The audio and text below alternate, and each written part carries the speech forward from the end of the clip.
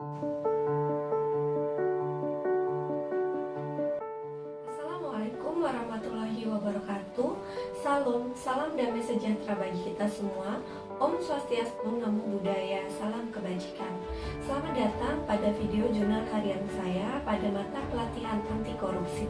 Pembahasan pada video jurnal harian saya ini meliputi 3 hal, yaitu summary materi anti korupsi, refleksi atau internalisasi materi anti korupsi, serta rencana setelah mendapatkan materi anti korupsi. Materi anti korupsi ini sendiri disampaikan oleh Bapak M. Hari Rahmadi, SPIMM. Perkenalkan, saya Diah Wahyu Apriani, peserta Latsar CPNS golongan 3, Puslatbang KDOB, LAN Samarinda. Baik, yang pertama akan kita bahas adalah tentang korupsi. Apa yang terlintas saat mendengar kata korupsi ini? Tentu saja kejahatan luar biasa. Korupsi merupakan penyelewengan atau penggelapan uang negara atau perusahaan dan sebagainya untuk kepentingan pribadi maupun golongan. Korupsi merupakan kejahatan luar biasa, di mana untuk penanganannya juga butuh tindakan yang luar biasa pula. Untuk memunculkan pribadi anti korupsi, maka perlu menerapkan nilai-nilai dasar anti korupsi dalam setiap tindakannya. Nilai-nilai dasar tersebut adalah jujur, peduli, mandiri, disiplin, tanggung jawab, kerja keras, sederhana, berani, dan adil. Tindak pidana korupsi sendiri telah diatur dalam Undang-Undang Republik Indonesia, yaitu Undang-Undang Nomor 31 Tahun 1999 tentang Pemberantasan Korupsi, junto Undang-Undang Nomor 20 Tahun 2001 tentang Perubahan Undang-Undang Anti Korupsi. Terdapat 30 tindak pidana yang dibagi menjadi 7 besar, yaitu kerugian negara, suap, pemerasan, perbuatan curang, penggelapan dalam jabatan, benturan kepentingan, dan yang terakhir adalah gratifikasi. Pada pembelajaran anti korupsi ini, kami dibagi menjadi beberapa kelompok untuk menganalisis kasus korupsi yang terjadi tidak hanya di Indonesia, namun juga di berbagai penjuru dunia. Kasus korupsi yang kami angkat antara lain adalah tentang Jiwasraya, BLBI, Hambalang, EKTP, sampai dengan yang paling hangat adalah kasus Bupati Kutim. Kemudian dari luar negeri kami juga membahas mengenai tindak korupsi di Cina yang melibatkan Menteri Perkeretaapian Cina yang dihukum mati akibat kasus korupsi. Analisis dilakukan terhadap detail kejadian sampai dengan putusan hukum terhadap pelaku. Pelajaran apa yang saya ambil dari kasus-kasus tersebut?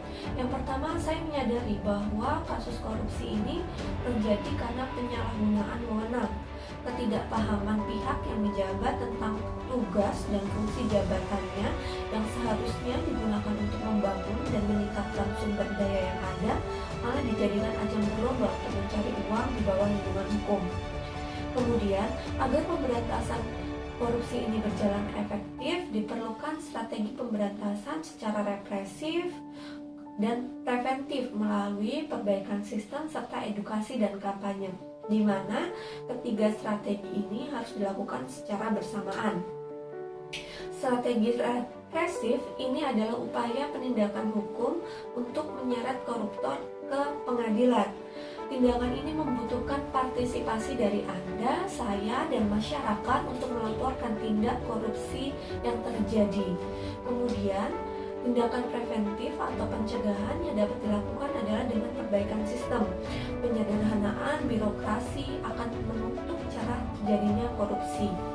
Kemudian, tindakan preventif lainnya yang tidak kalah penting adalah edukasi dan kampanye melalui memberikan pendidikan anti korupsi dengan tujuan membangkitkan kesadaran masyarakat mengenai dampak korupsi serta membangun perilaku dan budaya anti korupsi. Ini dilakukan tidak hanya bagi mahasiswa dan masyarakat, namun dari level pendidikan usia dini. Rencana aksi apa yang saya lakukan setelah memperoleh materi anti korupsi ini? Yang pertama, menerapkan nilai-nilai anti korupsi pada tugas, tridharma, selama perguruan tinggi yang saya lakukan. Jujur dan adil dalam memberikan penilaian pada proses pembelajaran yang saya lakukan. Bertanggung jawab terhadap hasil-hasil penelitian yang sudah saya kerjakan, serta peduli terhadap program-program pemberdayaan masyarakat yang merupakan bagian dari tugas pengabdian kepada masyarakat yang akan saya lakukan.